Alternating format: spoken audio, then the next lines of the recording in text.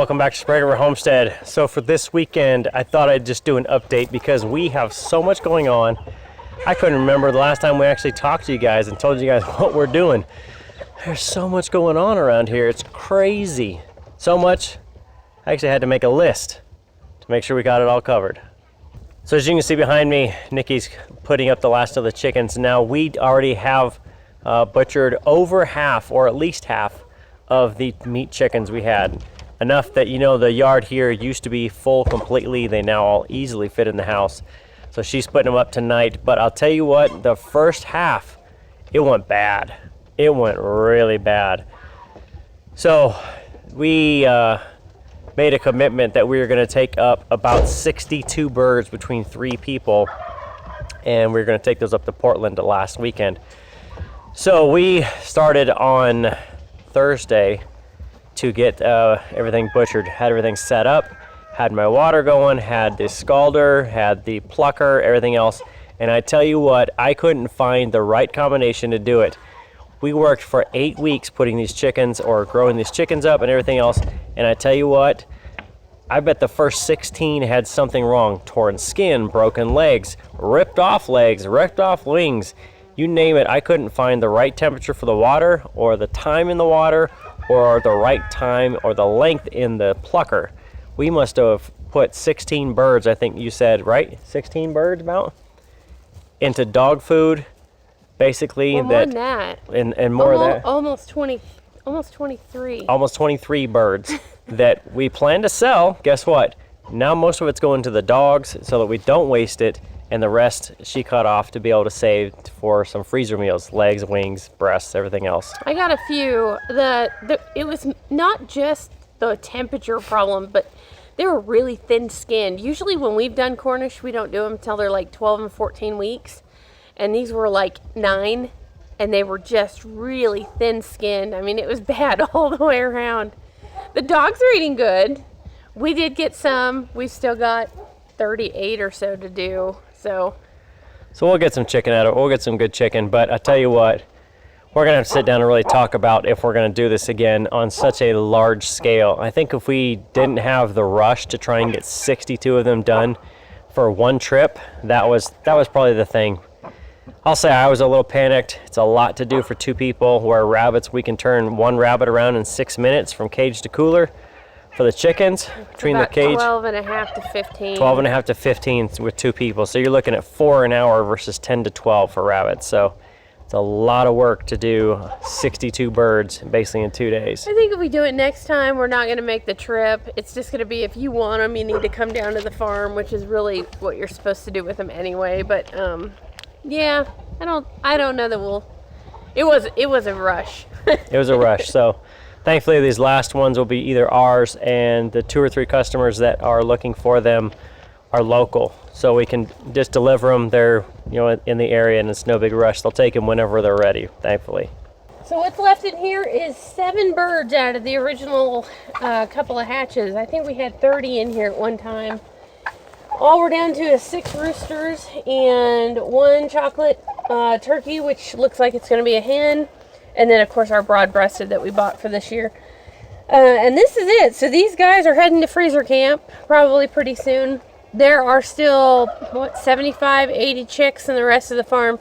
But the birds are starting to sell finally.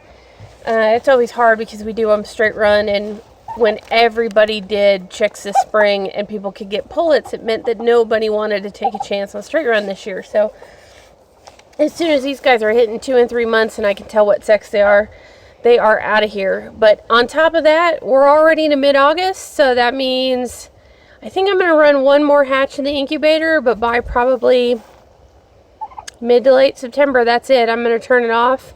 I do have some more birds coming in that I bought for myself, so I've got to make sure I've got room for them for the winter. So we're just about done with incubating and hatching for this year. Well, on the rabbit front, we're back to breeding, so I've got some litters due. I had some litters this past week. I've got some litters due this weekend.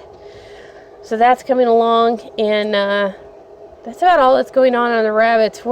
There will be no more shows. Pretty much everything that I was going to go to this fall is now canceled. There were 2 left that have disappeared, so that's over with. We'll hope for 2021, but it doesn't really matter to us.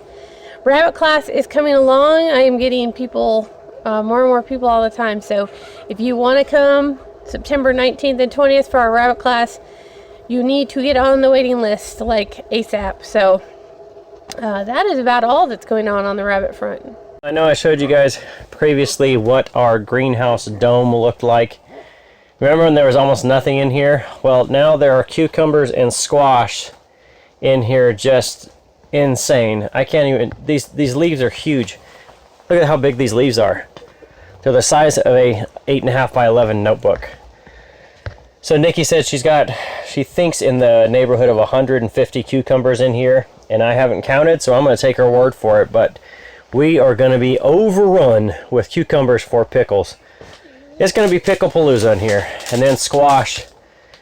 You can see all the blooms down in there. She's been selling squash, I guess zucchini bread on our hip camp. We've sold a couple of those already. And we are going to be overrun with zucchini again. I think she had said, what? You said earlier that you might have got a little overzealous planting? Yeah, I think so. Nah, we'll make it work. Even if the chickens have to eat it. So thankfully we always grow stuff that chickens can eat, but even our tomatillo in here is looking pretty good. This one right here, this is our tomatillo. That we didn't actually plant. We didn't plant it, but it said you're getting some tomatillos this year, so otherwise the greenhouse is doing awesome, doing really well in here.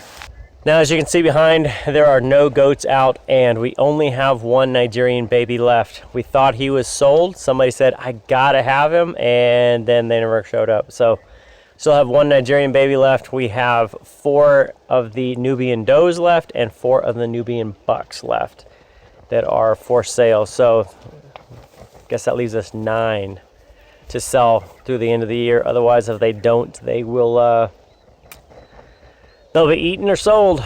We'll overwinter them and get them going, but otherwise goats is about done. And I can tell you, if it was smell-o-vision, you'd say, oh, it's the rut. Yep, the boys are back. The boys are back again. It's rut season. And yeah, they're starting to get stinky, which is never that much fun. So now that Nikki has a zucchini in her hand, let's segue to t-shirts, right? What a good one. I'm not sure how that goes together, but so if you are on our YouTube channel, then you know when you go below the video, right? It's below the video that now shows our merchandise shelf. So we are on Teespring. I just put some stuff up yesterday, day before yesterday. I want to say the last couple of days. So by the time this video goes out, it might be up already. If not, the 2 things that you can see, you can click on those and go over to our store and see what we've got going on over there.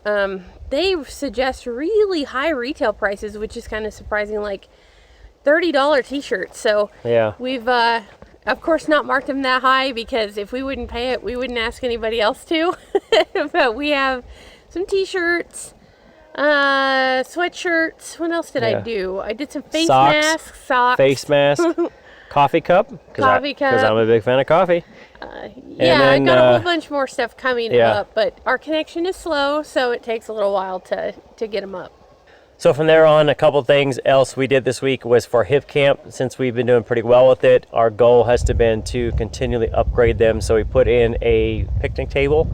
Home Depot had their picnic tables show back up. They were $50 off what they were for the summer. So I guess it's the fall clearance. So we picked up 2 of those, put them together. We did make a video of it, and we'll probably put it out in the next week or 2. It's kind of just filler content, nothing major. So there's a couple of picnic kibbles there. Hip Camp's still going pretty awesome. I'm excited for it. Always trying to find new things to do.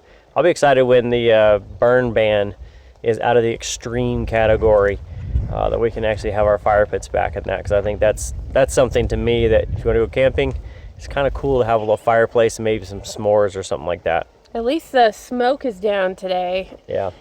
We keep getting all this filler smoke coming from pretty much everywhere. California and Oregon fires, but today it isn't half bad. Right. So I think that's it. We covered everything on our list. Otherwise, we're just continuing to work. It's almost out of gardening season, almost getting towards canning season. hay is over with, but that means firewood is next, so we gotta go get cracking on some firewood for the winter. And canning season's gonna be short and sweet for me this year because I didn't grow anything.